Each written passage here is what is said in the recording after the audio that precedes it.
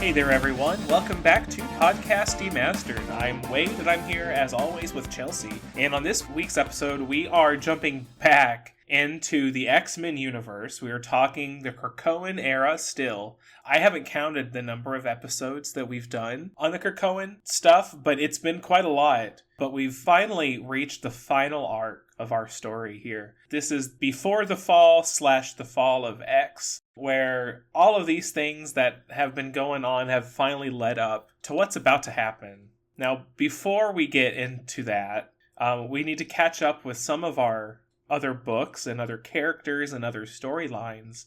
But, we did just get done with one big, gigantic story, right, Chelsea? Mm-hmm. Yes. The Sins of Sinister, which really just kind of changed the layout of how, mutantdom works in the world. Nobody is looking at Krakoa the same way after this.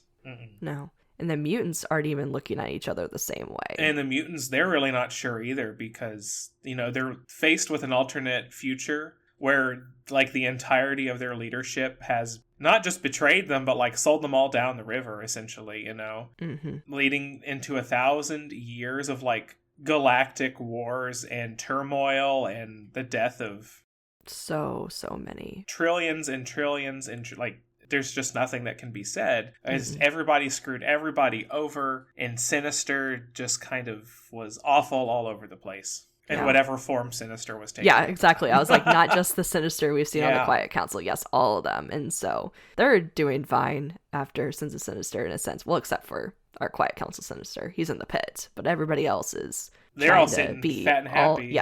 Yep. Planning out their strategies for what's to come with this. But no, this is just not a good look for the mutants. You can just read all these issues leading up to the Hellfire Gala, and it's just there's so little hope. There's so little optimism about what could happen. But some mutants try to make that choice about, we have to do better. This is our final chance to get it right. And you're just seeing everything else play behind the scenes because while the mutants are picking up the pieces within their own stories, we're getting escalations of all these things, all these plans Orcus has put together. Orcus is everywhere, and they are not going to lose. And if you've forgotten who Orcus is, because they pop up just here and there, Orcus is basically a combined humanity front against the mutants. It's not just one group of people, it's pieces of every country, it's pieces of every evil organization, Hydra and AIM, and everything else. On a scientific front, on a magical front, there isn't anything that Orcus does not have its claws in. And they have been playing a very long and slow game against the mutants. And now their favorite tactic right now is just basic PR stunts. Yes. Just kind of trash-talking Krakoa to cameras, which a lot of that is led by one of the Mr. Sinister clones, Dr. Stasis. Yes. Right? And so he's really just running his mouth any way he can get it, talking about anybody as terribly as he can, but promising all of humanity that with Orcus, they will fix everything. It'll be okay. Yeah, there's so many layers, so many hidden agendas, that not everybody knows except for most at Orcus, because some people at Orcus don't even know other people's plans. So it is just a bomb waiting to explode, essentially. And with specifically with our X-Men group and everything, what we see with that, we do see more with Dr. Stasis. And one of the big things that is brought up is that, as we've talked about before, Krakoa has tried to make allies with other countries, tried to be part of the world, about society, by giving people their drugs they've created to help people with all these severe illnesses or just help them live a little bit longer. And there's many countries who've had issues with that, but it is revealed that Dr. Stasis has been messing with Krakoan drugs, and a lot of these drugs are in these people, and, these drugs are supposed to help people. Well, that's not what Dr. Stasis has them do. It, affects people's, fight or flight responses, and it basically just, causes people to kill themselves. In extreme cases, they will lash out at anybody closest to them, thinking that, their life is in immediate danger. And if there's nobody left or around to strike out, they'll find the nearest window, And this all kind of happens in one night. You have this little this little group of Dr. Stasis and MODOK, and I don't even remember Oh my who all else, gosh, just yeah. kind of flying around New York City. Just having their fun. Having, like, clicking their little remote around the city to activate that hidden agenda with the Krakoan medicine. And of course, they're first to report on it the next day. Well, all of these people seem to have taken Krakoan medicines. Yeah. And it's rough because that goes into effect with other people's storylines too. Like, for instance, I recall that in the Spider-Man story, Mary Jane's aunt, she has been taking Krakoan medicine. That's been a whole thing between Mary Jane and, like, mutantdom. She's like a spokesperson for the drugs now. And they're, like, having a family dinner, and she turns on MJ, like, with a knife. And where Peter, like, as Peter, not as Spider-Man, has to, like, stop her aunt from killing her. And everybody is like, whoa, what is going on? And it's a whole thing, and they have to, like, institutionalize her. Like, it's a whole thing. It's very sad. But that's the PR kind of stunt that Orcus is playing with. They're trying to make Krakoa look as terrible as they can. Like, they're just losing all control. And these aren't things that, like, the Quiet Council doesn't know. They see the reports and they have kind of figured out, like, what's happening, like, who's responsible specifically. There's just nothing they can do about it. Yeah, it just shows, like, the power of misinformation spreading and causing these terrible things to happen for our mutants. And it's something, too, that we see with kind of the mutants kind of PR team, in a sense, is the X-Men. They're the ones who fight for humanity and go out and save people. Well, their story is part of another PR stunt by Orcus, where Orcus specifically targets a town and, like, tries to destroy it with their creation of a so-called mutant bomb, in a sense. Another reason to blame that mutants are dangerous. They cannot be around our population. They need to be destroyed. And the X-Men try to go in there and help that community. And the community itself realizes, like, this was not the mutants doing. Like, we believe them. We're so grateful for their help. They had no reason to help us, but they did. And they try to report to the world, like, this was not a mutant attack. We've already heard that everybody thinks it was a mutant attack. And everybody's like, no, you just don't understand. And you have, like, the mayor of the town being like, I'm literally here where I live right now, and mutants are helping us, and this was not a mutant attack. And then they're like, it's too late. We don't care. Like, mutants did this. And it's just a big it's punch real. right there. It's real heavy-handed misinformation tactics. It's rough. It's rough. Yeah. And so it's just like, that's what we just see scatter through all these stories leading up to the Hellfire Gala, is just mutants are just in a terrible place. Everybody thinks that they're something to continuously be feared. They need to be destroyed because they are causing harm for everybody else in the world. And kind of just, like, branching off from that, one of the other things we see is actually with the continuation with Invincible Iron Man, what we see with Tony Stark, because we talked about him briefly where he had kind of last left off, like, he no longer owns his company anymore, and it's Fei Long, right? Yes.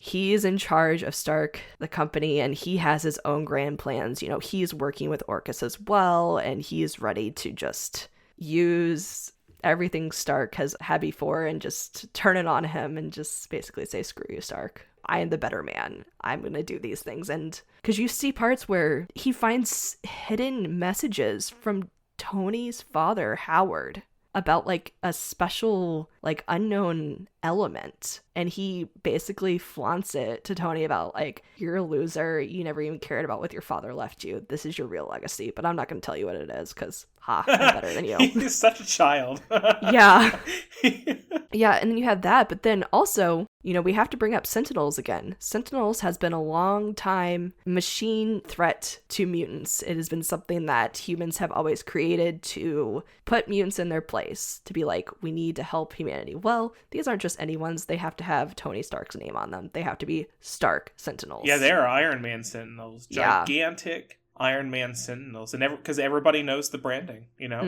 Yep. Everybody knows the branding. And of course, they're not put out in the world to, like, fight mutants. They're put out in the world to protect humanity. And it's just simply that. Simply that, And you get little things like, oh, they're policing, like, the bad guys. Oh, they're stopping robberies. They're doing basic little things until a mutant shows up. And then it's all hands on deck. Destroy, kill, mutilate. Like, bad times. Yeah. And these are some tough Sentinels. These aren't like ones of the past. Like, it's... No, they're like gigantic some of the X-Men barely Hulkbuster. Survive.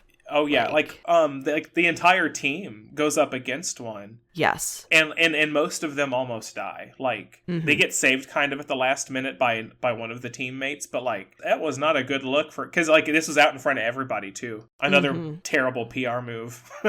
Yeah, exactly. One whole team couldn't take down like a single Sentinel, hardly. It was bad. And talking about another PR stunt specifically with that is that Tony Stark is like, no, I specifically bought up like the world's like weapons because I didn't want all these terrible weapons getting in the wrong hands, and now they're creating like Iron Man suits to attack mutants and destroy them. And so he gets together with War Machine and is like, will you help me take down this factory because I don't want them to keep making them more. And so they go have a difficult fight. Like, Tony's doing fine while he tells War Machine, like, you know, cool, because they do this whole setup where like War Machine is wearing this suit so that it could be a distraction for Tony to also get in there and infiltrate it, but it goes wrong. Like, everything falls apart. Orcus captures War Machine, and Tony's able to escape, and the whole thing was they blew up this factory, but their goal was that nobody was actually inside, only the machines. Right. Well, Orcus has one of the employees killed and places them in the factory, and then blames that you killed humans in the process. So Rhodey going to jail for murder. Yep. Yeah, it's and he's not like, just, he's like, more or less, he's super cool about it. Tony's not. No, he was like, this is not what I wanted to happen. I cannot believe I set up my friend for this. And well, I mean, Rhodey's not like pleased. He gets to go to jail, but like he's like, he believes in the court of law, one that's not attached to Orcus, of course, but you know.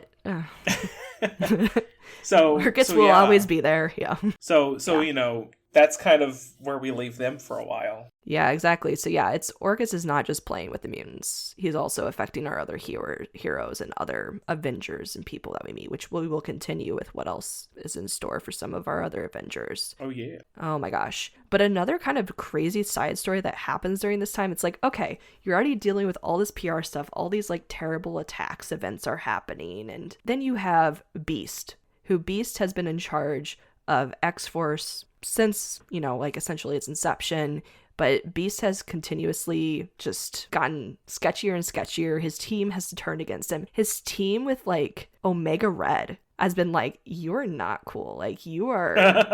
If like, Omega Red thinks you're not cool, you're doing something wrong. Yes. And so essentially, like, we've had all the teammates just be like, we're not going to listen to Beast anymore. We're going to do our own thing. And Sage has tried to like take charge of the situation because... I know we don't talk too much about this, but this is a pretty big story. Like, we talk a little bit about how X-Force, you know, X-Force is kind of like an icky book. There's a lot of dark things that happen, and it's all because of, like, Beast's It's just, interference. You know, mutant Black Ops, like, they do the not fun things. And then you have Wolverine's comic on the side, too, but they, like, come together and then, like, come apart at times. But this one, this really big, like, story happens. It's this whole Beast agenda, where, at this point... Beast has been using Wolverine as his killing machine, and he's been controlling Wolverine to kill any type of, quote, threat to Krakoa, any, like, political person that doesn't believe in Krakoa or whatever. He just sends Logan to kill them. He's made him like this mindless beast. Well, Wolverine was able to fight the control and be himself because Beast was basically like regrowing him using the Krakoan resurrection protocols, but would like stop his like brain growth essentially, or like it was only just like his feral instincts and not the rest of his memories. But you know, Wolverine has a healing factor, so the longer he's alive, the longer his body will actually take care of things. The body will take care of that, yeah. Yeah. And so after Wolverine essentially breaks from his control from Beast and he tells the X-Force about it, Wolverine immediately goes to find Beast to deal with him. That's and fair. is like, yeah, you're dead. I'm going to kill you. Logan doesn't stand for that crap. No, he doesn't. So he kills Beast because he's like, whatever, I just want my revenge. Like, I'm sure they'll bring you back, but I just am so angry because you've used me as your killing machine, killing me, erasing my memory so many times. This is not right. Well, after he kills Beast, this activates this secret room, this secret backup Beast has of himself. And so Beast immediately just gets resurrected in his own accommodations and gets right to work. So as soon as that happens, we have X-Force going to the Quiet Council to say, like, Beast is a problem. Like, we need to deal with them. About time. Yeah. So as that's going on, Beast is like, I am out of here. And this is when he basically takes off a chunk of the island that's his. He basically made this giant, like, robot and just walks off the island to the ocean floor and initiates his Beast agenda, where he has created clones of himself and clones of Wolverine as his own attack squad. So he has, like, his Beast clones are his brains of the operation, and then Wolverine to do his bidding. So he sends all these Wolverines to kill politicians, to kill arms dealers, to kill people who've been smuggling the Krakoan, like, flowers, and he's just doing all this thing. And as this is happening, and the Quiet Council hears about this, and as Sage and Wolverine are like, you need to do something, they're like, well, you know what? It is kind of bad. Beast is rogue doing things, but, like, Beast is on his own. He's not acting on the council's wishes, but he's also not a threat to mutants, so we'll just let him be. Not my circus, not my monkeys. Yeah. And Sage is like, what? No. And they're like, well, Sage, you can run X-Force now. And we're also going to want some council oversight on the X-Force, so, we make sure that they're doing things. So we're going to appoint Colossus to your team. Who, Colossus, as we recall, has still been under that constant mind control, essentially, of his brother and this, like, mutant author. And so he is not doing his own bidding, and you put him on X-Force? It's a bad time. Yes. So X-Force gets done, and, like, Sage finally has her role as being in charge of X-Force, and she's like, yeah, we're going after Beast. I don't care what anybody says. Like, we're going after him. He's just causing trouble. This is not what we do, and we need to clean up his mess because he's unhinged. So as they're about to go after Beast, somebody randomly appears in front of them. It is this old man who looks very kooky, but looks also familiar. And they're like, do we know you? And he's like, yes, I need your help. Come with me to the future. And they're like, wait, hold on, what? Not the future. Yeah, it is Quentin Quire. He is alive. When we last saw him, he was back on Krakoa fighting when we had the Cerebrax, the Cerebro helmet that had become basically a I want to eat mutants to get more powerful nice thing that had gone across the world. And we had seen Quentin going for it, helping save everybody. But then at that point, it seemed that Quentin had disappeared, not just from Krakoa, but from everywhere. All of his backups had been deleted. There was no way to bring him back. Oh, and wow. So seeing him pop up again, and everybody on the team is like, wait, you're alive? Like, we're happy to see you, but, like, you're old and weird, and what is happening? Because he is, like, this kooky, really old man, just being like, follow me, you got to do this. And then he, like, talks to himself at times. You're like, what is wrong? Like, what is happening with him? And so he's like, don't worry about me, I'm fine. But he's like, you need to come with me to the future because Beast enacted his agenda. And you're like, this whole storyline is almost like Sins of Sinister-esque vibes, where Beast created basically like sleeper agents, clones of himself that he scattered throughout the world that would then activate at certain points in the future to take over the world. Beast! Yes, where he's like, because Beast believes he is doing all of this for the good of mutant kind. Every action he's doing, no matter how extreme, it's because mutants deserve to survive, and he will do it by any means necessary. And so with kooky old man Quentin, who actually does go by at one point Old Man Omega, so because he was Kid Omega, now he's Old Man Omega. Yeah. But they jump through different points in time, like going through different timelines, because there are like essentially 3 beasts that they have to attack. The first beast is he calls himself the god of all mutants, where he's essentially become a god. Okay, and everybody, Beast. Yes, worships him. He runs the world. It's under his control, and mutants are there. Fine. So then they kill that one. Then they go to the other beast, where Beast, we have seen him in the past really interested in like flora and using like Krakoan technology to infect humans and stuff. So this is like the Beast flora infection, where he has gone all across the world and infected everybody, and they're under his control, and Beast rules that way. So X-Force kills him there. Then they go to the third one, and you thought those are bad, that Beast has done a lot of bad. There's no way that this next version of him could be worse. Oh, it is. Nimrod and Beast had merged. Okay. Yes. And he's living his great life, but he's actually bored in his future because there's no challenge for him. For sure, that's fair. He rules it all, and God. he has, he's basically sees himself as royalty, so he's like sitting on his throne, and of course, he needs an entertainer, and who is a jester for him? That would be Deadpool, or Deadfool is still alive and trying to give him jokes and stuff. Oh my gosh. And Quentin and X-Force make it there, and Nimrod Beast is like, oh, well, now I have a challenge. So he actually beats X-Force, and he has them all in, like, the collars and stuff, like, dampening their powers. Well, we come to realize why Quentin has been talking to himself is that he had, in fact, merged with that Cerebrax years and years and years ago. Oh. And they had been fighting for control of his body. Like, that's crazy. Over that. And that's how he'd been able to use to, like, teleport and travel through time. Well, because they had these power dampeners on there, his psychic abilities had been keeping it in check. Well, Cerebrax actually, like, comes out of his body and is, like, free. And then Nimrod Beast is like, huh. And Cerebrax is like, oh. Like, that's a thing. So they all merge together. So we have Cerebrax, Nimrod Beast. Good God. Yeah, so then our X-Force team has to defeat that monstrosity. Monstrosity, I'm sure it is. Yes. No, that is like the ultimate threat. And, well, actually, X-Force tries, but X-Force isn't the one who saves everybody. It's our Deadpool. Yeah, our Deadpool. Nice. Yes. Which, by the way, this is where the Cerebro Sword has been the whole time.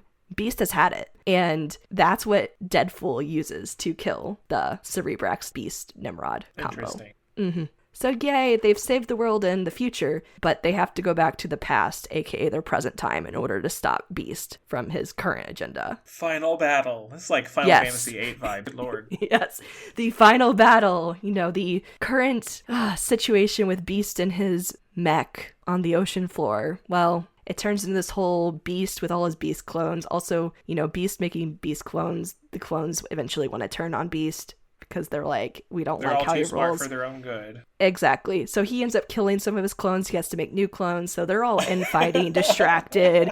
The other Wolverines are also, their healing factors are kicking in. So they're like, we're not like just rabid animals. We can think, oh, we're going to turn on our, You think Beast would have like figured that out? Yeah. Mm-hmm. You think. So we have all that infighting. Then X-Force comes in and they destroy most of the stuff. But the real Beast and 3 Wolverine clones escape. And with all that, Wolverine at the end is like, I'm done with Krakoa. Krakoa sucks. I'm going after these 3 Wolverine clones. See ya maybe. And that ends this whole insane X-Force story. That is something. Wow. Yeah. You see, because it's almost like that Sins of Sinister vibe of just like planting yourself throughout. Like, it's just... But it's Beast. Oh my gosh. Someday I will go and I'll have to read all of that myself, because that is just bonkers. But there's too much going on. There is so much going on. Yeah. There's also like other stuff with like the X-Desk is going on as well, with like Wolverine has a friend with the CIA, that whole thing. It's like a sweet like kind of like bromance there, but it's just... Yeah. I always liked reading the little snippets, like the little data pages on those. Mm-hmm. I always liked reading those. Yeah. No, X-Dex is very interesting, but that's an insane story happening all in this, but it was important to mention because I'm sure, Beast escaped in the end, and he's up to always no good, and we have more clones of Wolverine, which has been a problem because every time Wolverine dies, somebody's taken his body and his adamantium skeleton and used it. Yeah, real. And we know that all the bad guys have multiple, they're sure. The Wolverine himself is a resource that people are gathering together. That's nasty. Yeah, it is. No, it's just more part of adds to the nastiness of. But like darker what side. A good like X-Force storyline. Like gross. Wow. On that note, we could move on to a different story. Yeah. Okay, so we're moving from real dark, messed up X-Force. We're going to Yes. something a little lighter here. So Yeah. at this point in time, there has been a new Scarlet Witch book, which it's not an X-Men book, but it is. It does not take place within the run of X-Men books, but it's Wanda, you know? She's always going to be adjacent via like so many parts of her story. So there is some slightly relevant stuff going on in this book, and we're going to kind of catch up on that. In the past, I think we've kind of said like what Wanda's been up to, where she's living in upstate New York. She's just got this little town that she's looking after. She has a shop. That shop sells, you know, just kind of like herbal remedies, some magical remedies. And Darcy is working. Yes. If you know Darcy from the MCU, Darcy's in the comics. Same character, same exact person. And she's working with Wanda. She's her like little gopher. But Wanda is finally like happy. She's free from all the things that have controlled her throughout the years. She's all powerful, you know. There's nothing really that can hold her down. Although that doesn't stop her from making a few enemies. And there is one in particular who's just really given her the business. Was her name Scythe? Is that what her name is? Something like that? Think so. I think something like that. Yeah. But essentially, Darcy has gotten herself into some trouble with this like other group, this kind of cult thing. It's like woman group type thing. Yeah, it's really weird. But she went undercover to like find out more information because she like wants to be a reporter and stuff. Yes. But in the books that we've read in this little area, did it tell you what happened? Does it give Darcy's full story here? Yeah, because she gets captured. She does get captured. Yeah, the enemy, and then that's when Darcy tells like, okay, this is how this came to be. And so we finally get this little tidbit of this mystery, because there's only been like a couple mystery here and there, because with the Scarlet Witch issues, like it's kind of like contained stories essentially each issue has, and then this one has been like where she's been and why she is basically sentenced to death at this point. Darcy has been, yes. Yeah, Darcy has, because with this like women liberation. Yeah, because she killed one of the members of this group, and like their rulings are very, very clear on, you know, not causing each other harm and stuff like that. So the head of this group, Scythe, she came to town looking for Darcy, looking to kill her, just flat out murder her. And Wanda was like, "We're not doing that, ma'am. No, ma'am." And they have a good old fisticuff session, and Wanda throws her out of town. Yeah, and says, "Change your ways," basically. Yeah, she's like, "Figure this out. This is not my business. Get out of here." Yeah. Well, unfortunately, Miss Scythe, she finds this like mine of this ore. Which has been a kind of mystery that's been going on, where like somebody had like a necklace made of this ore that basically rejected magic, like flat out rejected it. And now Scythe has found a mine of this ore. So she comes back in full like pissed off mode, like literally via helicopter aimed at Wanda's shop, you know, where she has like an entire like battle armor suit made of this ore, which Wanda figures out very quickly that ain't how that's gonna work. But she's like, "It's fine. I was trained by Captain America. If you don't think I can't kick your ass, I got you." So literally they're just like beating each other up in the street. Yes. With good old fashioned fists. Good old fashioned. Yeah, and so basically Wanda stops her, and she's just like, "You're being really stupid. Like, you're in charge of this group that you have all these traditions and rules that you all actively despise. So change them. And Scythe is like, Huh. Yeah. Guess good point. Something for me to think about. I guess I'll let you live. Like, I'll let Darcy live. Whatever, dude. Just like, can you just like control that lady? And Wanda's like, "Nobody can contain the Darcy, but I'll try."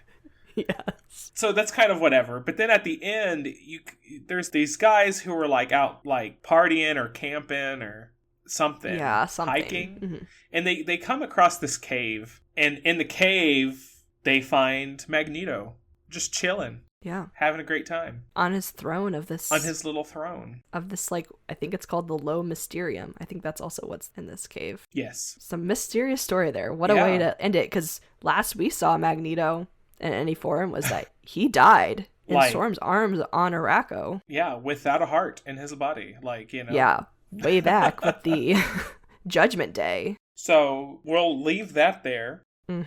for the time being, but we will revisit Miss Scarlet Witch later. Yes, and Magneto as well. What a tease. And Magneto as well. Yes, but I think we will move on to Legion, essentially what him and his crew have been up to, which one of his, Legion is good friends with Nightcrawler, and what Nightcrawler has been dealing with, as we had mentioned in our last episode with Sons of Sinister, is that he had been infected, essentially, and we find out by magic, to just keep getting, more of, a beast. And he'd become so feral, and he'd basically been used to, and he's just been attacking people. Mm-hmm. And just, this is so unlike Nightcrawler, but they even tried to resurrect him, and this thing was, still infecting him. And we've seen him all along, since the Sinister storyline, use that. He'd been in a cage, he'd been this and that. Well, it gets revealed that his adoptive mother had been kind of behind it. And, but of course, it wasn't just her. She had some help from good old Mother Righteous. Mother gosh dang righteous. Uh-huh. That woman. And essentially it was this thing with, Nightcrawler had, a soul sword, essentially, but it was basically, representing hope and faith, but he ends up, fighting back, essentially, and he returns to normal. And he also now has this sword that's, his soul, but also, the hope for the future. So, Nightcrawler's good to go at that. And at that point, he's like, man, Krakoa is not for me. I'm leaving Krakoa, too. This is insane. Mm-hmm. All the while that Legion is dealing with trying Legion. to... Oh, my gosh. He's wanting to fight for Krakoa, and he knows that he needs to fight on the astral plane because that's how Nimrod tried to attack and everything previously, mm-hmm. and he needs to protect people. And Mother Righteous is like, hey yo, you want some help, buddy? Thank me for all your help. Yeah, I'll give you a little power boost, and yeah, I know how to kill Nimrod. I can just help you with that. Yeah. And he's like, no. Well, because he's still kind of he's still weak from Professor X, poisoning him, essentially, Mm-hmm. So he's running all of these, simulations where he's fighting Nimrod just thousands and thousands of time, and he loses every single time. He's like, I don't understand. Why is this an issue? And Mother Righteous is just like, I got your solution, it's fine. Mm-hmm. And Legion is just like, no, no, we're not doing that. Yeah. And she's like, no, I don't think you heard me. Yeah. The thing is, sometimes she's real tricksy, and she likes to butter people up, but she mm-hmm. also knows how to get what she wants. She knows how to take what she wants. Mm-hmm. So they basically have a showdown. They do. Mm-hmm. Mother Righteous and David disappears, essentially, but yeah. Well, he evacuates the astral plane, the thing that he made for mutantdom. Yeah. He kind of evacuates that. And he and Ruth, blindfold, mm-hmm. they kind of after they help save Kurt and trick Mother Righteous, they kind of escape into themselves. Mm-hmm. Legion just kind of packs his mental shit up and is like, see you later. Yeah. I'll come deal with you later. Nightcrawler, don't die, please, and then just leaves. Because he just, he's got to get himself out of there because he's got stuff to do. Yeah, and he knows that Mother Righteous is not the person that he needs to be allying himself with, and that she's a danger. And so she's not happy with how that ends. Oh, no, not at all. Yeah. That's essentially how that kind of ends that storyline. And Mother Righteous has her own other things to move on to. She's a very busy woman. Oh, she's a very busy woman. But mm-hmm. I'm kind of glad that, Nightcrawler kind of got this ending. Mm. Poor Nightcrawler, he is basically on a public trial for the murder of a whole bunch of people. Yes. Even though it's not his fault at all, Mm-hmm. But, it's Nightcrawler, and that's not how that works for him. It mm-hmm. was him that technically did it, all of those murders. And he just is carrying this huge burden. It's just how he does it. A huge burden. And so he and Cyclops, they have this really nice talk, really, about how Nightcrawler just needs to move on. Mm-hmm. He needs to find more good to do in the world. And him being gone will help protect Krakoa, at least for a little bit. Mm-hmm. And they hug it out, and they have a nice brother moment, I think. Yeah. But he poofs away, and we'll see where that lands him later.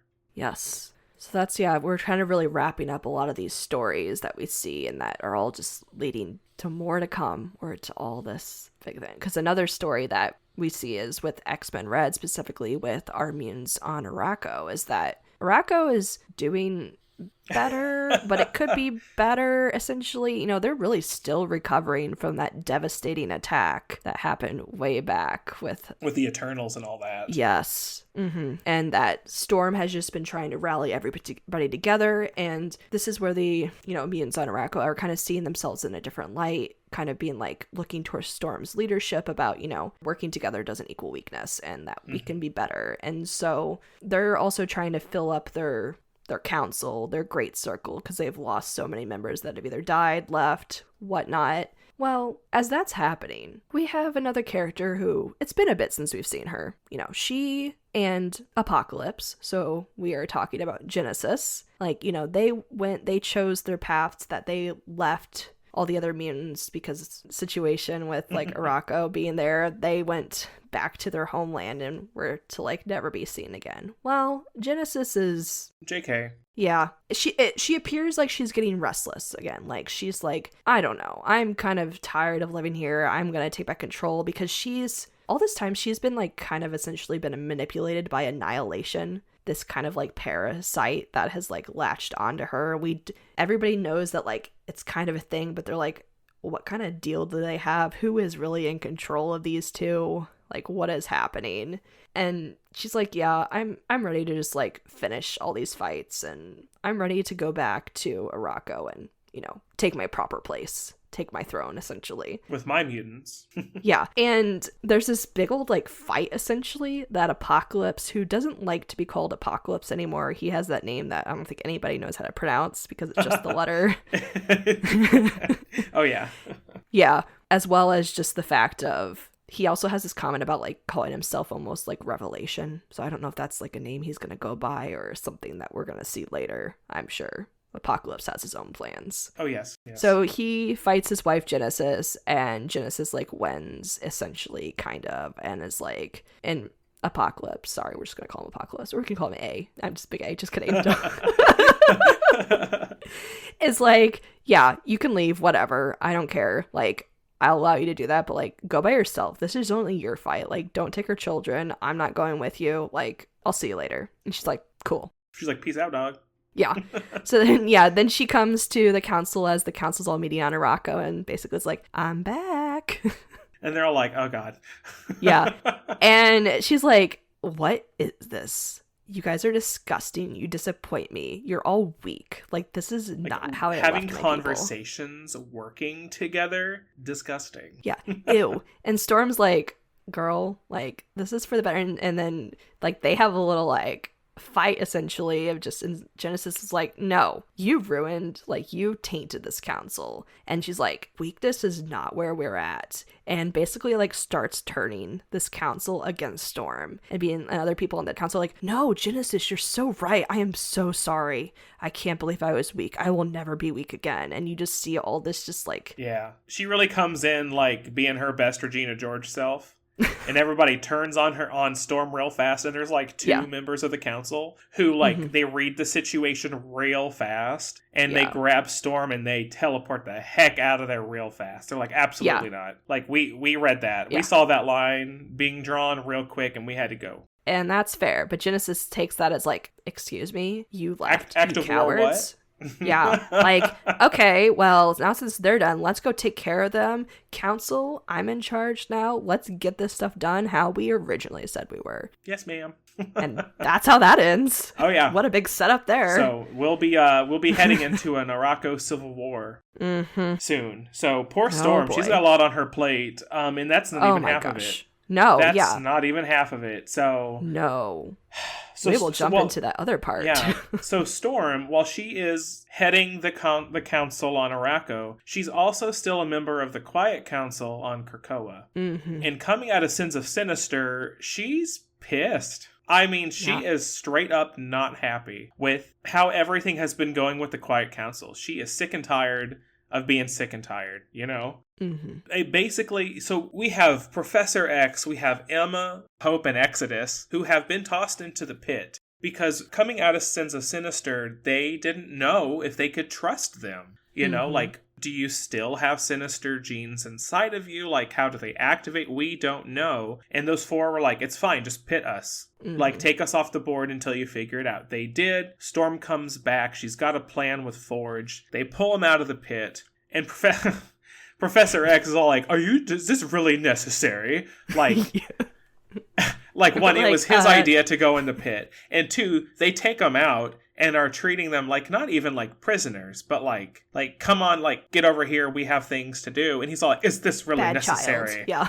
And Storm is like, don't even start with me. Are you kidding me? And he's like, okay, all right. Yeah. So basically, Forge is like, so I have this machine that I think will clear everything up. But really, like, what Sinister did was so, like, intricate and involved like a pocket dimension. Like, I don't know if I can ever be 100% sure that I can strip these genes out of you. So we're going to do this thing and we're going to hope. And Storm is like, but now, like, you're done with Forge. Come back over here with me. Sit down in this chair. We're watching 1,000 years of history.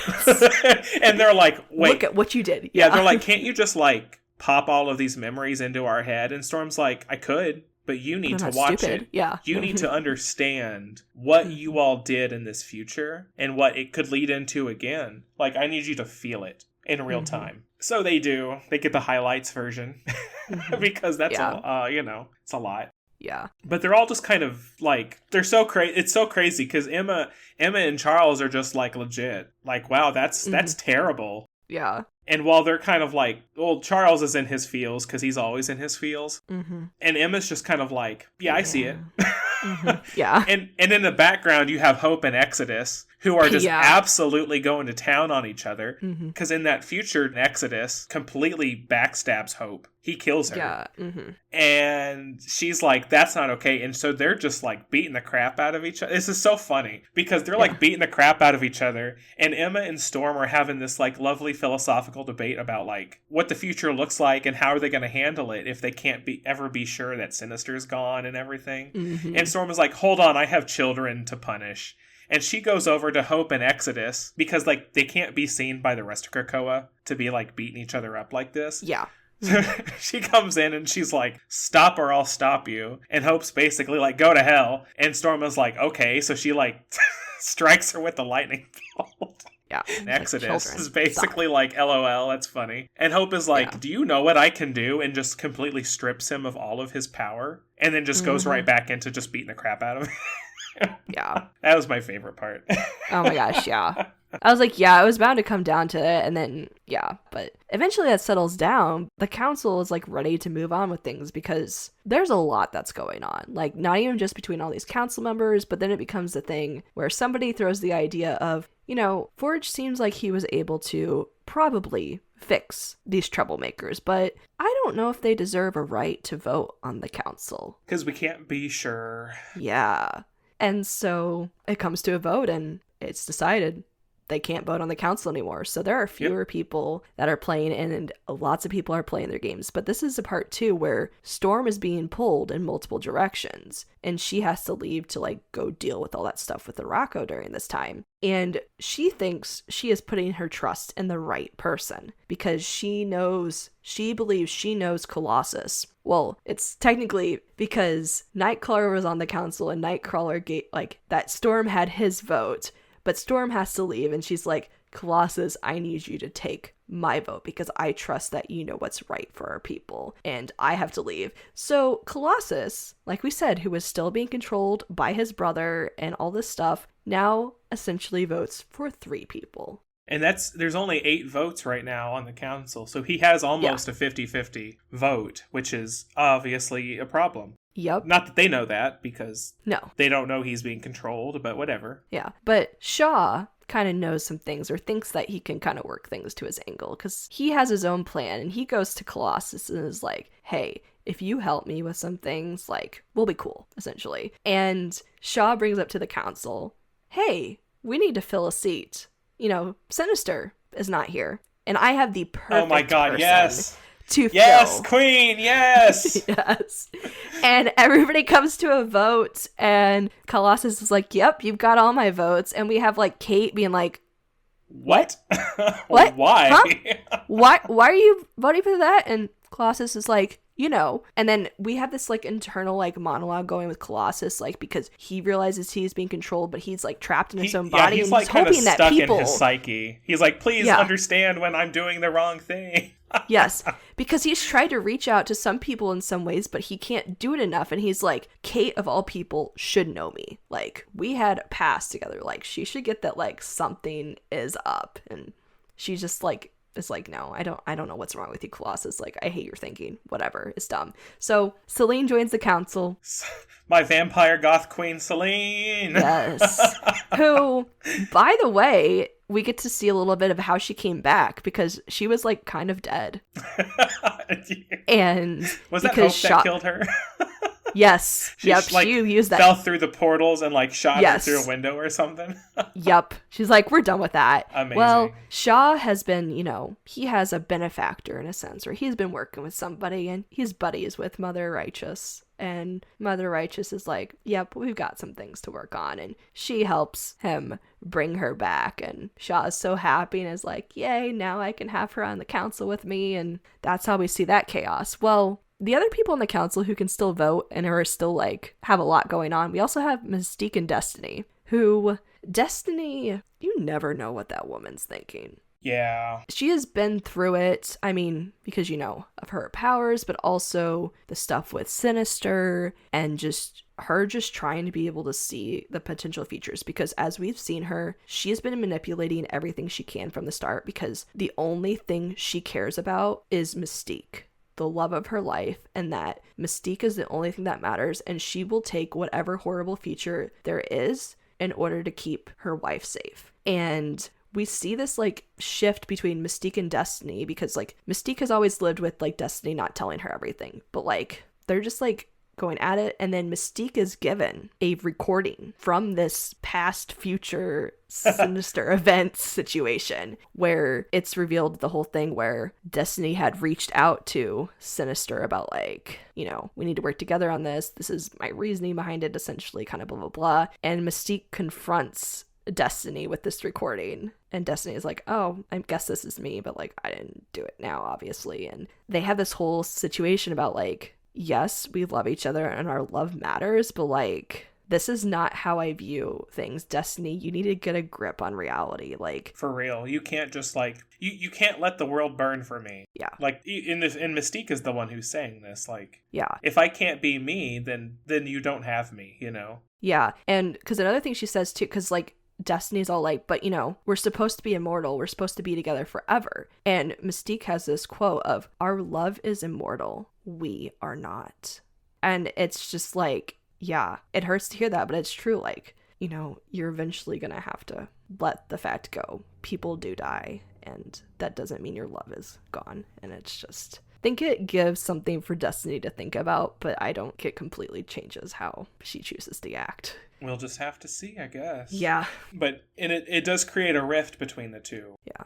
Also. Well, because at that moment, too, because there's this moment where Destiny, like, realizes when Mystique confronts her, she's like, you're going to kill me. And Mystique is like, no. Like, why on earth would I do that? Kill you. Like, I'm mad and I want to talk about things, but I'm not going to freaking murder you. Like, what the heck? Well, so after all this conversation's done, we see Mother Righteous up to something. And all of a sudden, Mystique murders Destiny. Out of the blue. Yeah, and Mystique is like, what the heck did I just do? This is not what I wanted. Like, I would never do this. And then so they resurrect Destiny back on the council. The council's in the chamber, and we have a couple people go, wait a minute. Destiny, you were just resurrected by Hope. We don't trust Hope. Therefore, you don't get a vote on the council. 7 votes. Yeah, exactly. Like, yep, it's good. So yeah, fewer and fewer people are getting votes on the council.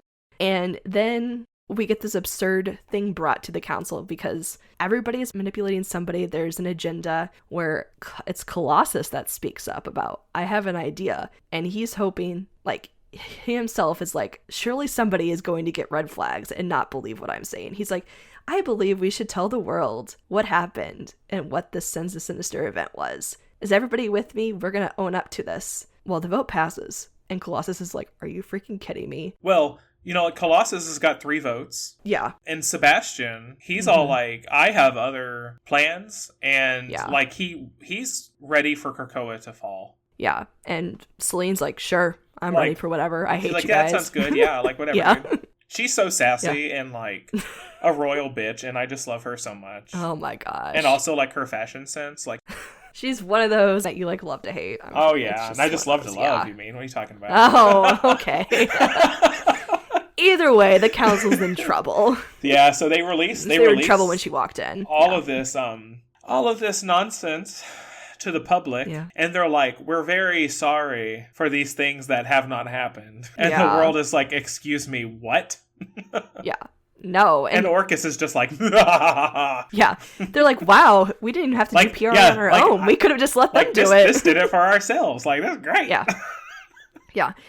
And then there's one other final big thing that happens with the council, because the Quiet Council, it's in a room. There are 2 other people in the room that hear all these things going on. Oh, right. It's Krakoa itself and Doug. And Doug, we've seen him through some ups and downs. Like, he goes to talk to Professor X and is kind of like, yeah, I made some mistakes, but I need to talk to you because you are what's hurting Krakoa, sir. You are the poor problem. Sweet Doug. Yeah, which it's so true. He's really like, you've done so much for us, but you've also been like the worst thing for us. And this council is also a problem. And Doug's like, I don't have like super amazing abilities, even though I can, talk to Krakoa, but like, I'm here on the ground level, essentially. I'm here with, like, the other mutants. Everybody that's not one of the bigwigs that has the flashy powers. Like, there are mutants here that are just trying to get by, and they deserve the chance to be heard. And this council is elitist and is just not what's good for us. You guys need to dissolve this council, and we need to be a democratic nation moving forward. This is what we need to do. You know what? Human ideas are actually good ideas. Because guess what? We are still human, and we need to be better. We need to pick up ourselves, and this is the only way to move forward. And you're just like, dang, Doug, like, you're preaching the truth right now. Yeah. Like, after all this stuff happening, we need a way for Krakoa to come together again, for mutants to find a pathway forward. And so they're like, okay, we're going to vote to dissolve the council, and we'll announce that as well at the Hellfire Gala. And so you're like, wow, they're admitting the fault for these things. They're like trying to change their ways. Like, everything's leading towards, hopefully, maybe there's a chance the future's better. And Krakoa's like, yeah, I agree with that too. But Doug, but not for you're coming with me. Yeah, like, I'm taking you. And everybody's like, what? What just happened? Yeah, like the ground just opens up right beneath Doug, and he gets yoinked into Krakoa, and everybody's like, so that's totally a good sign, right?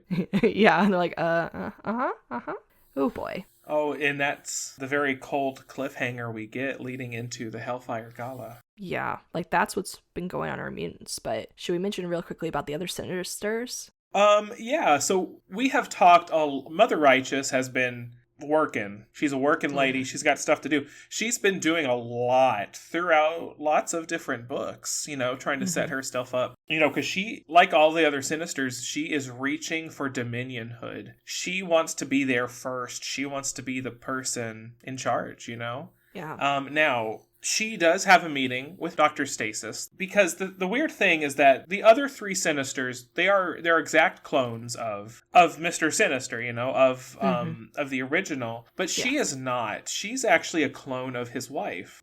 I mean, she has like Sinister like genes in her, but she, like, physically, obviously, she is not Sinister. And Dr. Stasis is all like, hey, so maybe, like, I've really missed you. And she's all like, bro, you don't even know me. Yeah. Like, you're not that person, and I'm not that person. Yeah. Like, we're all clones, dude. Like, yeah, like, also, like, you're kind of gross, too, so.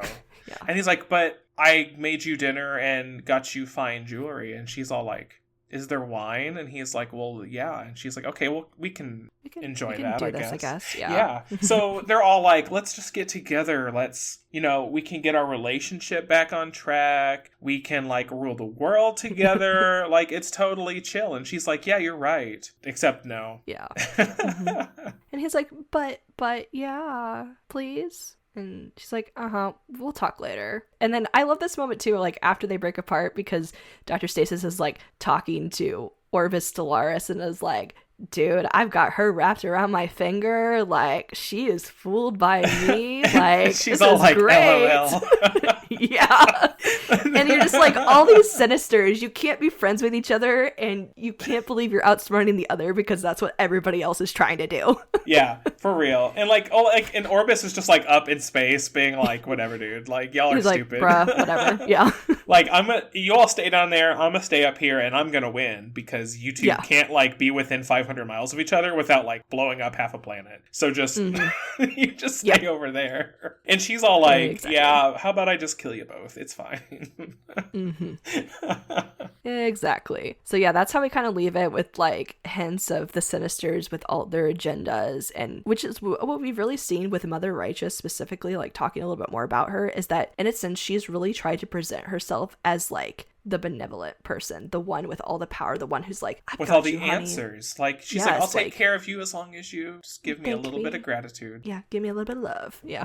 Yeah. Yeah, and you're like, okay, cool, but you're like, you're a Sinister, and you knew, like, when you met her, you didn't know who she was, but you knew it wasn't going to be good. But then you find out who she was, and you're like, there ain't no way. Yeah. But then once you find out who she is, you see her like playing all the fields too. Yes. So, she's literally allied with everyone. Player on the board, except for Legion, because he said no. He read her mind and he said, no, thank you, ma'am. He got out of there. Yeah. But no, I mean, she was working for and with Mutantdom. She's working for and with Orcus. She's working with everybody. I mean... Yeah. And we know that she's the one who seems to have like more of the power at this point, because she had that like wealth of knowledge that her future self had given her from the Sinister timeline that she has felt the need to share in bits and pieces or whatnot for her own agenda. And you're like, well, she's definitely hiding a lot. And she's also a person we don't fully know the extent of her abilities. Like, we've seen hints here and there, and we will see a bit more, but it's more of like, after all this, what in the world is she going to unleash further? Because another part with like, even though their ridiculous dinner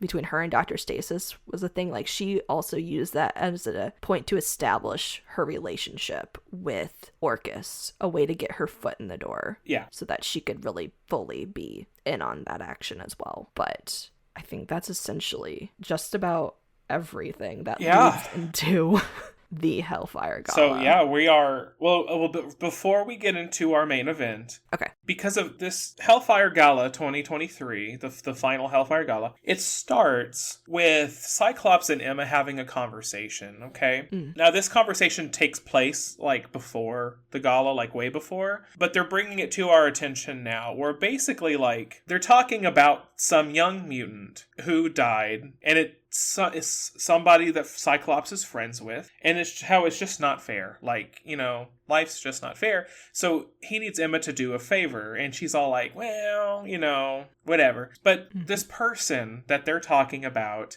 is Kamala Khan, who died, but not in an X-Men book. Not in her own book. She was a part of a Spider-Man story that takes place a good few months before all of this nonsense happens. And in it, she's basically been working undercover at the Osborn facility to keep an eye on this new, good, improved Norman Osborn. This Norman who has been, like, absolved of his sins and is a better person for it. But she's like, I don't trust that. So she's been working at Oscorp to keep an eye on him, as has Peter. Peter's been there too, and they've run into each other a few times. But she doesn't know that he's Spider-Man, and he doesn't know that she's Miss Marvel. But, they pop up every so often together, and we get to the end of this story where basically there's this, like, loony math god who has, like, magical math symbol powers, who's been like, I'm gonna rule the world, but I'm also gonna destroy it, because don't ask me why, I'm just gonna do it. It's been this whole thing, and basically he's like, I have to kill Mary Jane. And then I have to kill Peter Parker, because they are the keys to, like, me ruling the world because of nonsense that happens. So they have stopped him once. He comes back, which they were expecting him to, but he comes back in this big flashing light, and they're, like, running through the city trying to, like, not freaking get murdered. Because he's, like, one of those he's not a monologuing villain. He's one of those, like, I'm just gonna kill you people.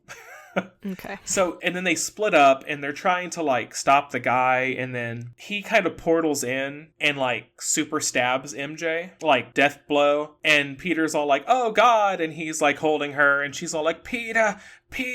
And then he's like, hold on, I gotta kill the bad guy. And she's like, okay. And then he kills the bad guy. And he comes back and is like, oh God, why? But then like Mary Jane comes out of nowhere. And it's like, oh God, Peter. And he's all like, what happened? And he looks down and it's Kamala Khan, who has transformed into Mary Jane to like lead the villain on a wild goose chase so that Peter could kill him. She didn't expect to die out of it, but yeah, you know, she does. And then she's all like, oh my God, I was friends with Spider-Man this whole time. That's crazy. And then she goes bleh and she dies.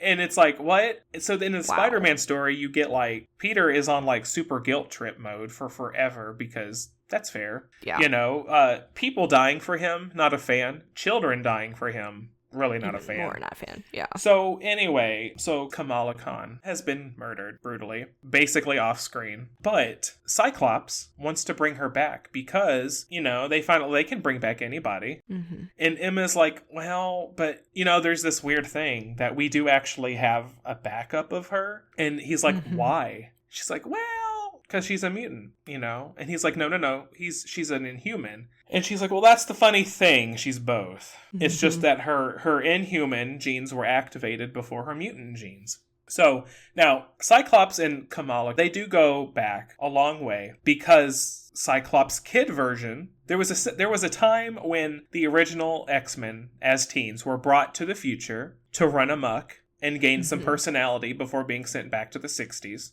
And then once they got back, Jean was like, oh, you know what? I'm not going to delete our memories because I felt like we all grew a lot then. She's like, I outed a gay man who didn't know he was gay. What did you all do? And they're like, I don't know. Like, okay. Oh my gosh, yes, that whole thing. But Cyclops is like, oh yeah, I was BFFs with a 15-year-old. Can I keep those memories? And Jean's like, yeah, sure. So in the future, present. Oh my gosh. Cyclops is like, hey, remember that time I was friends with Miss Marvel? And Emma's just like, stop. But yeah, but whatever. I'll bring her back, dude. So they bring her back. And she's all like, oh my God, I'm a mutant. And they're like, yeah, dude. And Professor X is all like, about it. Like, welcome to mutantum. But of course, she has like a stroke because she thinks it's the coolest freaking thing on the planet. Yeah. But then she's also like, but wait, do I have powers? And yeah, like, which is a whole thing. She's like, do I get mutant powers? That's cool. But what'll happen to my Inhuman powers? And they're like, dude, just chill. Like, your mutant powers will activate when they want to activate. Don't worry about it. Which basically is like, don't worry, writing staff. We gave you time to figure life out. It's fine. But yeah, so Cyclops and Emma is just like, yeah, like, you're welcome. Like, we did this. But Emma's just like, oh my God, I forgot she was a child and I love children. So, like, I'll take care of you. I'm your mommy now. And Kamala's like, that's fine with me. Like, that's cool. I love that. Yeah. Well, she's excited, like, she's back and everything. And, oh, Emma. But then it's kind of like, oh, well, you're back for a reason. We need you to, you know, do PR for us. And she's like, what? Yeah, I have to be out about my things right now? Like, she's literally said, well, I'm not coming out as a mutant, okay? Yeah. Uh-huh. We're not outing any more people right now. Jean. No. Freaking Jean. Uh-huh. But so anyway, so Emma's just like, hey, we did this thing for you. The transition's going to be wild and crazy. It always is when you come back to life. But we're going to take care of you. Also, snap, we got you a new costume. And again, Kamala has another stroke because she's like, oh my God, I get an X-Men uniform out of this too. Yes. But also, she kind of figures out, like, wait, my parents think I'm dead. Yeah, like, what are... Like, and I've been dead. It's not like this happened a week ago. Like, I've been dead. There was a funeral. There was, like, mourning and moving on. How? And Emma's like, I got you, girl. Like, I can take care of it. It ain't gonna be comfortable, but I can take care of that. I'm a telepath, you know. Yeah. I can help you. And she's like, oh, okay, thanks, I guess. Yeah. So I don't know, but yeah, that's how that's left, essentially. Yeah. And that'll come back more later. But basically, they're like, yeah, so the Hellfire Gala? Yeah, you're gonna be there? Yeah. Kamala's like, yeah, dude. Like, okay. Like, that's fine. She's like, can I just be there as Miss Marvel, though? And they're like, yeah, that's fine. We'll figure it out. And so, the Hellfire Gala begins. Yes. Yeah. And this is a story that takes place very quickly with a lot of stuff happening. I mean, even in the pages, like, they are moving on. They're kind of like, you've read Hellfire before, you kind of know, like, the general things that happen. We're just going to kind of skip that, and we're moving on to, like, the big events. Mm-hmm. But I think with a little bit of the background, that the initial thing that, like, kind of is the event that starts it off is that they're doing their annual thing of voting for a new team. But the thing that we've seen with the X-Men is that there has been some issues with people on the team, specifically between Scott and Jean. They're having issues working together. They have not agreed upon many things. Their relationship is on the rocks. And they're also like, we just can't do the X-Men anymore. We're not going to lead the team. So we're going to leave this year. And so they leave the team. They make the announcement there. And they're like, Sync and Talon are going to be leading the X-Men. Now you guys can vote on who else wants to be a part of the team. And around this time, too, is when Scott gets pulled away from the gala. Yes, he does get a distress call from the treehouse. And Gina's just like, oh gosh, like, that's probably a big deal. Do you want me to go with you? And he's like, no. Mm-hmm. He's like, you stay here and handle, like, X-Men stuff. And I'll go there and handle X-Men stuff. Like, it's fine. Yes. And she's like, okay, well, I love you. So just, call anybody if you need anybody. Mm-hmm. So he, strips out of his fancy Hellfire Gala costume and runs off to the portal. Yeah. And it's not something so easy to deal with. This is where we see a little something where, like, what's happening? Yeah, so this side story took place just a little bit before the Hellfire Gala happened. So people were kind of given a taste of the oh my god moments. But basically, Scott gets back to the treehouse and the treehouse is burning. Mm-hmm. And this dude had come in and he had one mission: to take the Captain Krakoa suit. And Scott just happens to be caught in the crossfire there. Yeah, he kind of gets his face pounded in a little bit and then chucked out of the burning treehouse onto the sidewalk below in front of a whole lot of people. Yep. And they were like, Happy Hellfire Gala, see ya in a month. Like, who was it that stole the Captain Krakoa suit? Like, I don't know. Yeah, and what are they going to do with it? Like, here's Scott, though, like, yay. Who, like, he's, like, paralyzed from the weight, like, his spine is shattered. Like, he can't, he's, like, bleeding out all over the place, and there's fire and darkness, and all the people in New York are like, wait, what? Yeah. And then we also have another little side story that attaches to this as well that's directly related to it, is that Captain America gets a call. Mm-hmm. He gets a distress call from the U.S. Capitol, where they had been having, like, a closed private session. It's like the senators, right? Yeah. Like the Senate was meeting? It was the Intelligence Committee. That's what it was. Oh, okay. Yes. Mm-hmm. That's right, yes. So they were having a meeting, and guess who walks in the door? Captain Krakoa. Yes. And everybody's like, you're not allowed to be here. And he's like, haha, whatever. And, like, it's like, well, you're all gonna die now. And, like, you all have trampled on mutants for too long, and now I'm going to, like, take it out on you. And they're like, that's really dumb. And he's like, I'll just kill you, it's fine. And they're like, oh, I get it, okay. Yeah. And so he, like, bombs the Capitol. He does bomb the Capitol. Mm-hmm. And Captain America gets the call and is like, what? I'm gonna go after that. And then he realizes his motorcycle has been, like, tampered with as he's crossing a bridge. And so he, like, jumps from his bike just in time as his like, bike into blew the river up. Below. Yeah. And you're like, what is happening? Like, there's a lot, like, there's a whole lot of things happening all at once, but that's not even the start of it. No. So, like, you're getting these little side bits, and then you're like, okay, let's go back to the Hellfire Gala. So, as soon as the new X-Men team has been announced, Nimrod comes shooting down into the gala. Like, dropped from space space levels. Everybody does the vote, and it's all very pretty. Well, like, a lot of people meet Miss Marvel. Mm-hmm. There's a lot of stuff happening there, and they get everybody together for the vote. And yeah, here comes Nimrod. Jean is, like, announcing in all of her grand Jeaniness. Mm-hmm. The X-Men gather together, and they're like, this is your new team. And that new team is Talon and Sync leading. Okay. Mm-hmm. We have Prodigy, who we haven't seen for very long. He was doing X Factor stuff. Yes. Before. We that's have ways back. Cannonball from the New Mutants. We have Frenzy, Dazzler, like, okay. Yes. Jubilee, love it. Mm-hmm. And the Juggernaut, who, as a reminder, is not a mutant. No. But has... Jean vouched for him. But Jean vouched for him, and he's been on, like, a path of redemption throughout many of these arcs, you know. And if Krakoa accepts him, Krakoa is accepting him, you know. It is what it is, but that is the team. Until, again, Nimrod literally drops through the roof right on top of them, slaughtering them all. Yeah, and luckily Jean was there because she was able to help deflect some of that blast. She tried to protect, hold back as much of the shockwave as she can. You know, when he's coming in at, like, the speed of light, basically. Yeah. So she did not have a lot of time to react, but she manages to do it. But Juggernaut, who was closest to her, gets blasted into her, and they both go sailing through the walls, like, because you can't stop Juggernaut. No. They both go flying out the window. Jubilee, who has been, like, torn in half, she's all like, F you, man. And Nimrod is like, that's really rude, and then, like, punches her head in. Poor Dazzler, just destroyed.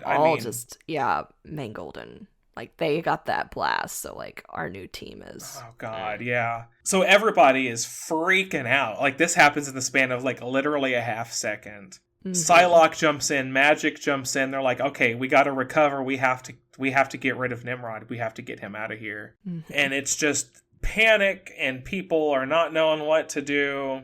And so Iceman jumps in. He's like, well, I can hold him back at the very least. Like, get everybody else to safety. Protect the non-mutants, basically. So he jumps in, and he puts the slam down on Nimrod. And they have, like, some banter back and forth, but Nimrod's like... He's like, yeah, but I've got something special for you, little boy. Yeah. And he, he stabs Iceman with this thing, and it basically causes him to, like, heat up from the inside and just melt away. Just gone. Yeah, so we lost one big, because he was a Omega level mutant, and so he was one of the bigger threats, and took out Iceman just like that. And so we also have Magic, who's trying to help get people away, because, you know, she can help teleport and stuff. Well, there's something weird going on with Magic. Her not powers aren't herself. Like really working right. Yeah, and so she can't help. So she can't help people escape. So she's kind of like out of the game right now. Well, there has to be more people invited to this party as well, because you remember those Stark Sentinels we mentioned earlier? They also come. Yep. All of them. And Jean and Juggernaut, they jump back into the fray to try to handle Nimrod, because Jean is Nimrod's next target. Bobby's dead. Now he needs Jean dead. And who comes waltzing themselves through a portal? Dr. Stasis and the Omega Sentinel. They come in, and Professor X is all like, what is happening? And Dr. Stasis just like, don't you worry about it. I got you, man. And they found out a way to, like, take over the portals, the Krakoan gates, thanks to MODOK. And so most of the villains have arrived. Most of Orcus, they're here. They're ready to go. They've arrived at the party, and they are just laying waste to every anything that they can reach. Like their army comes in, their army and their drones. They're flying in through the portals, shooting anything and everything that they can possibly get to. Even like Kingpin, who, you know, is married to Typhoid Mary, who's a mutant, who's been seeking amnesty at Krakoa. Even he is like, get people out of here. Like, I'll protect. Yeah, he's like, I'll protect the mutants, you know? It's crazy. And so you just, have all this going, and then you have certain people just, like, being specifically targeted, because we have Jean, who's been like, okay, we're not playing anymore. Like, this is serious. Like, I need to just stop everybody. We need to stop this violence, and everybody needs to leave. Like we're not heading. We will let you go peacefully. Here. Yeah. Like, no, I could kill you all with a thought. I could do all this and that. Like, we're not playing. Like, you guys need to leave now. And just when it seems like she's about to do something, guess who else just pops out of a portal behind Jean? Moira. Freaking coming Moira. In hot like a little ninja. Yep. And you know, because she's all like machine, so she's not really like a mind that Jean can sense, so she just pops out her little dagger and stabs Jean. Through the back of the throat. Like, completely through. And well, Jean had been calling for Cyclops. She's like, I need you back now, like red alert. Yeah. And like, you get this terrible panel of Scott still laying on the ground in front of the burning treehouse, and he's just like, I can't move. Like, are you there, Jean? I can't feel you anymore. Like, what's happening? Yeah. And then you're just like, no, like, Jean is dying. And she's like she, like, noticed it was Moira. And she's like, what did you put in that? Like, what is this you stabbed me with? And Moira's like, oh, you like it? I like it too. I wish I had more for all of you. And you're just like, oh my gosh, Moira, you are so freaking creepy. Like, stop. And she's like, you know, have you ever heard of the Blight's Will? Blight's Will? You know, yeah, Blight's Will, you know, from Otherworld. You know that? Huh? Well, that was the dagger I made for you. Hope you enjoy it. And you're just like, oh, crap. Like, that is not good for mutants at all. No, it basically, like, nullifies all of their powers and all of their genetic makeup. Yeah, just, you know, anything from Otherworld is a very messy situation for our mutants. So that is just not good to have to be dealing with that. And also dying from that, because that's questionable as well. Oh, yeah, they're not sure about, like, how resurrection works with the Blight's Will. Like, it's a whole big thing. Yeah. But, so Jean is having a bad time, and Angelica swoops in. Firestar comes in and grabs her. While all the other heavy hitters that are still out there, they come flying in. We have, you know, Psylocke, Miss Marvel, Rasputin 4. Everybody just comes running in to save Jean, essentially. And then Moira continues to be herself. And has Charles with a knife to his throat. With the same dagger. Yeah. And she's basically like, Charles, tell them all to stop. You tell them to stop, we will let them go. You can leave through your portals. You'll lose the fight, but you'll be alive. Do it. Like, there's nothing else. And if you don't, we'll kill you, and we'll also reactivate the rest of the Krakoan medicine throughout the entire rest of the planet. Yeah. We'll kill the mutants, and we'll kill the humans. Yeah, so they officially reveal that to all the mutants about, we did that, by the way. We infected your medicines, and it's not looking good. And it's just, like, what kind of option does Professor X have, you know? Yeah, I guess. I don't know, but he surrenders. He does surrender. And it's like in front of the rest of the mutants, yeah. Yes. So Moira and Dr. Stasis are in control. Charles has given up, and the rest of the mutants are just standing there. They're like, what's going to happen? Yeah. And so Stasis is basically like, okay, we've hacked your medicines. We've also hacked your gates. It's all ours. Right now, the gates are pointing off-world. All you have to do, Charles, is tell everybody to leave. With all of this terrible PR that you all have been getting, the world knows the threat. They want you gone too. Go live somewhere else. Leave Earth to us. Just get out. So march it through the portals. Tell every mutant on Earth to just walk through their nearest portal. Leave us all in peace. We will leave you in peace, and it's gonna be as simple as that. If you don't, everybody on Earth basically dies. So while this is happening, Charles is kind of like out of time. There's no time to make a true decision on this. Jean is dying slowly and terribly, but she's in Firestar's arms, dying, and Jean kind of pulls Firestar into her mind because there's not much stuff she can do. But basically, Jean is like, listen, girl, like, I got nothing left. There's nothing that can be done, but like, I have a mission for you. And Angelica is just like, you can't, like, how could you ask me to do something like this? Like, we need to just beat Orcus. And Gina's just like, it's just not that simple. You can't just... You can't go and blow everybody up and call it a day. Like, the world is already against us. They have won in almost every way that there is to win. So basically, she's like, here's what I'm going to do. All of Orcus that's here right now, I'm going to rewrite their memories to make them, or Dr. Stasis specifically, I'm going to make him think that he recruited you into Orcus a long time ago, and you have been his double agent this entire time. That's all I can give you, but use that to your advantage from here on out. Like, find a way to save everybody. Yeah, find, like, what's in that dagger, like, especially. Like, this is the way you can help. And she's like, you know, at first a little like, gosh, that's messed up. And she's like, no, this might work because a lot of these mutants have actually been suspicious of me from the beginning. So I guess it's the best way to play this, but... And Jean's like, but when people come to you, because she's like, well, how long do I keep up this charade? And Jean's like, there will be mutants who come to you. And she's like, but are they even gonna, like, are they just gonna kill me? Like, Like, we have to be on the same side. And she's like, you just need to be honest with them when they come. But, like, you need to play your part now. This is all I can give you. Please do this. This is one of our only ways to help defeat Orcus. And so, yeah, they devise this whole thing as Jean's dying. But Jean makes 2 other essential stops before she dies.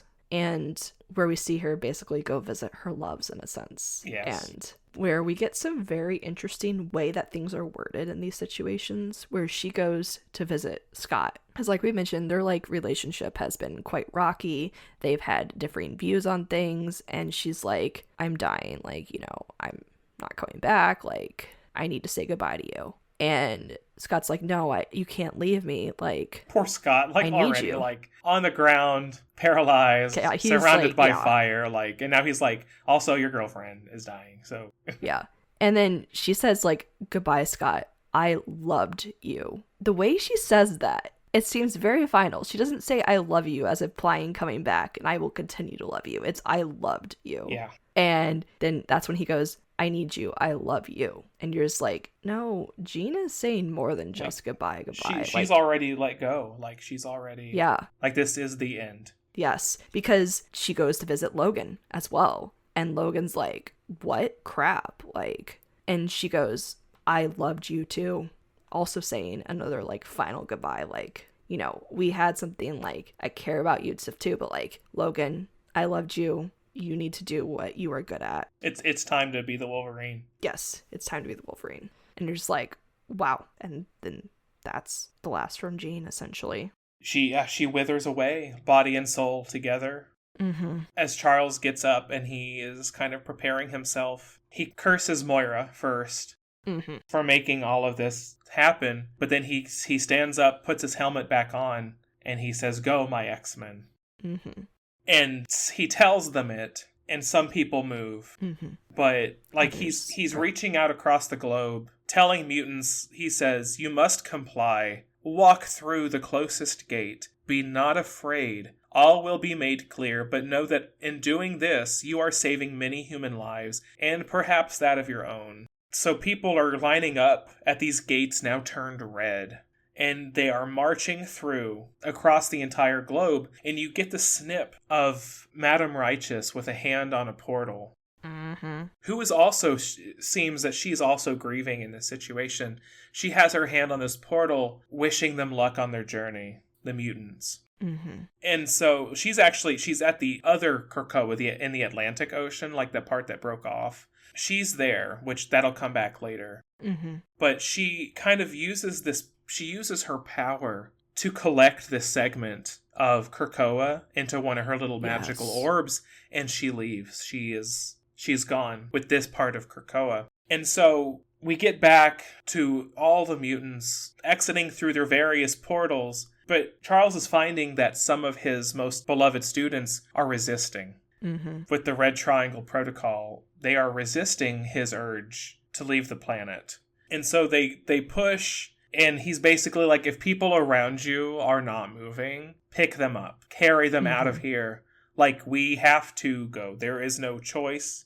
And it's heartbreaking to see everybody, like, be forced out, essentially. Yeah, and, like, some people really take that to heart of everybody needs to go through. So we see people like Exodus, who is like, well, I have to save the 5. Yeah. And so he literally pushes them through the gates. Through gates, Yeah, and then we have other people who are also fighting. We get another person who is resisting, who is like, Charles, I'm not listening to you, which is Mystique.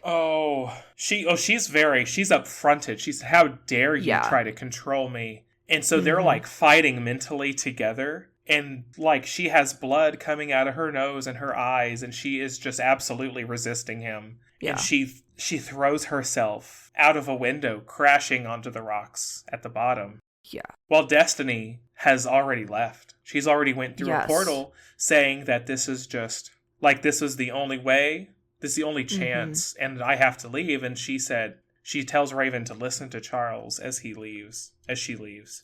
Yeah. And you're just like, wow. And then we still have ones, that are still using the protocol fighting, and it gets to be there's fewer and fewer mutants who haven't gone through the portal, and these very select few, specifically Emma, is a sense like, we need to leave. We can't just stand here and resist any longer. This is not the way. This is a messy situation. We need to just get out of here. Yeah, she calls everybody to grab hands. Everybody remaining there at the party who has resisted to grab hands so that Lourdes can teleport them out. Because Moira was ready to just start stabbing people again. She was ready to just put that blade to good use again. And so there's this essential fight where some of like Orchis starts turning and like is going to fire at them. Kingpin, he kills some of them and helps join the few remaining that all join hands and teleport out of there just as shots are fired to, quote, kill the teleporter. Yeah, so yeah, they escape. They make it to the old Hellfire Club in New York. But our friend, our teleporter, it's good friend. It's a very Dobby situation where she got shot on the way out. So she dies in Emma's arms. Which is like, you hate to see Emma lose people. Yeah, which is how she originally faked her death many years ago, too. So it's just a full circle moment, but it's real. And just losing the good friend that she brought along, and she was like, I never wanted you to have to deal with this again, but I'm the one who did this. And her friend's like, no, it's fine. We did good, and I don't hate you, Emma. Like, and Emma's just like... devastated. Yep. Poor lady. Yeah, and then tries to pick up the pieces, being like, we need to rally together, like, we're what's left. Like, I know where we're at. We need to get out of here. And she's like, we're in the old, like, Hellfire, like, club situation. I have some gates. Let's go back. Let's get things done. And let's do what we can. And so they try to walk through the gates. Emma has a Kate situation. So Emma walks straight into awkward, that lighthearted, and breaks her nose. Moment where, yep. And Kate's like, oh, I guess that's what it looks like for me. So you get a little levity there. And they're like, why can't we walk through the gates? What is going on? This is bizarre. So then we go back to the party. Go back to the party where Orchis is still at. Orchis and Firestar. Nimrod comes in, having just beaten the last ever-loving sense out of Juggernaut. But he's basically like, hey, you left a mutant alive. Why is Firestar still here? And Dr. Stasis like, oh, I had this ingenious plan to like bring Firestar to our side. And they're all just like, okay. Yeah. Like, why? But like, why? Yeah. He's like, she's been working with us, giving us information. And they're like, okay, whatever. I guess we'll deal with that later. Yeah, and they're like, well, we still have Charles. And Angelica's like, well, what are we going to do what are we going to do with him? And Moira pulls up the daggers, and she's like, I'll kill him. And they're all like, okay, chill. Yeah. Well, the other thing is, wait, there's still other people at the party. There are lots and lots of humans still there. All the big, wealthy people that get invited to the Hellfire Gala to make things look good and increase relationships. They're all still there. And they're all like, what is wrong with you all? Like, what on earth are you doing? Like, can you get us out of here at least? Like, this is a mess. And Stasis is just like, LOL, well, everybody likes a little tragedy at a party, and they kill them all. Yeah. All of these, very important people, politicians and celebrities and everything else. And Charles is just absolutely devastated because he did all of this to protect these specific humans. Yeah. And here we are. And Moira is basically like, I swear to God, like, shed a tear. I will slice your throat right now. Yeah. Like, this is all your fault. Like, this mutant massacre, this is you. You did this. Starting a long time ago, but you did this. And as they're deciding what to do with him further, guess who comes out of nowhere? We get a mutant who we haven't seen in a little bit. Well, she was busy actually helping our Captain America. She flew off to save him. Yeah, Rogue did. And so she was like, crap, there's other stuff going on. And she zips back, grabs Charles, and gets him Not before out. She rips Moira in half. Which, does it do anything? No. Is it kind of cathartic? Oh, yes. Yes. But no, she picks him up and she's gone. Yeah. Basically, she's like, we're getting you out of here. Like, we're getting you out of here, and she tells everybody else, you all sleep with the lights on, because I'm coming for you next. And they're gone, like, at the speed of light. They're gone. Yeah, and as they're traveling off, Charles is like, no. Like, you have to take me back. Like, no. She's like, no. Did you get a head injury during this time? Like, I can't do that. Like, that's stupid. And he's like, essentially like, they're all gone. And she's like, no, I'm pretty sure they're still at the party. Like, she's like, no, we take just me left to there. Krakoa right now. Like, Yeah. like something's wrong. And she's like, what? And you hear him saying, like, no, like, they're all They're gone. all And she's like, gone. I don't know what you're talking about. What happened? And he says, all the mutants who walked through the gates, they're gone. I can't feel them. I cannot reach them. They were supposed to go to Araco. And I can easily feel people on Mars. I can't feel anybody there. And she was like, Charles, there's 250,000 mutants on Krakoa alone.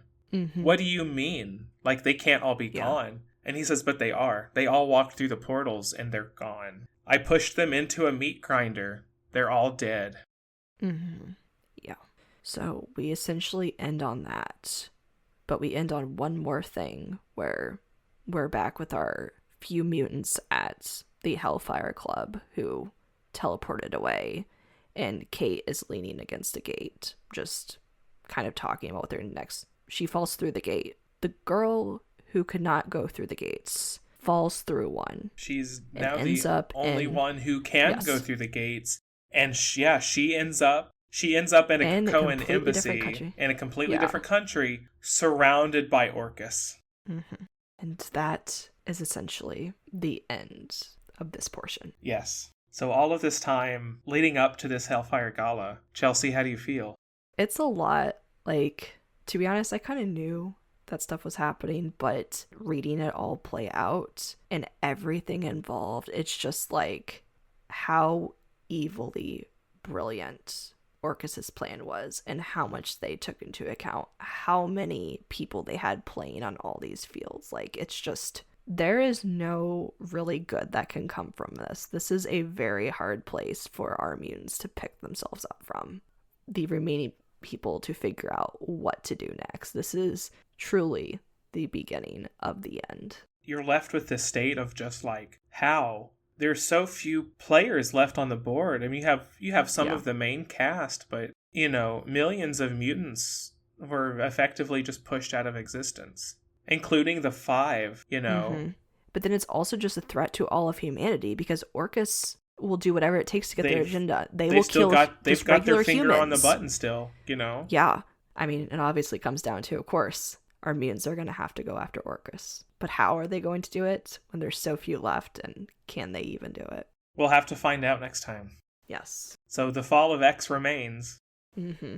Any guesses? Any feelings or anything you have going into that, Chelsea? I mean, it just has to get worse. It has to get messy, bloody. It's just, we're going to see our group. We're going to see our X-Men essentially at the lowest point yet. We've seen them pick themselves up from many other things. We've seen them essentially from a prior, mutant massacre of Genosha. We've seen them through M-Day, things like that. There have been terrible things, but to see this just such a coordinated attack with so many people involved is just such a hard thing to get up from. But we surely hope they can prevail in some way, but it's just not going to be a truly happy ending. How could it be after all this? No, it can't be. Their paradise, once again, has been completely destroyed. Mm-hmm. There is, once again, no room for our mutants on Earth. They are still the ones that are hated, hunted, feared. Like, to see the buildup of Krakoa and what it meant for everybody in the whole world, and to see it brought down to something worse than even before. Yeah. For real. It's a lot. I think I reread this issue, so many times, just trying to, understand and let my feelings flow on everything, because there was so much. There was so much, and some of it will be explored further, of course, in later issues. But listeners, we will try to not let this terrible cliffhanger lay for too long before we reach the end. Mm-hmm. But yes, listeners, make sure you're subscribed to our podcast so that you don't miss out on the rest of this Krakoan age. Yeah. You can follow along with us on social media at PodDemastered, and you can email us at demasteredpodcast@gmail.com. And once again, thank you for listening to this extensive, heartbreaking episode. But we hope you tune in to our next one. See ya.